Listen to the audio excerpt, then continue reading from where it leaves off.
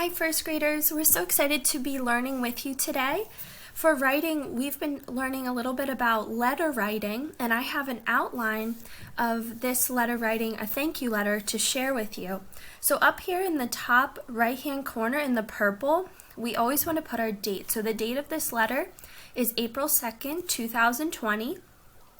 Next, here in the orange, we have the greeting. The greeting is saying who the letter is going to or who the letter is for.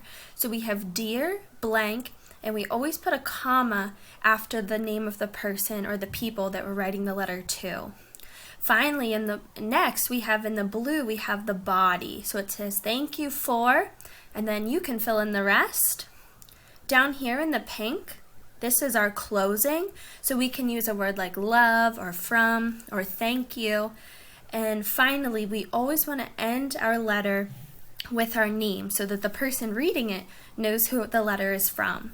So your teacher surprised you with a letter. The date is April 2nd, 2020. It says, Dear first grader, thank you for working so hard. We are very proud of you. Have a great day. Love, your teachers. So I'm going to go back to this page and I will keep this up so that you can use it to help you. Your activity for today for writing, you have a choice. You may either write a thank you letter to someone who helps take care of you, or use sidewalk chalk to write reasons why you were thankful for that person. Make sure you have permission from an adult to do this. Whenever you finish your letter, you're welcome to share it with your teacher during her Zoom hour.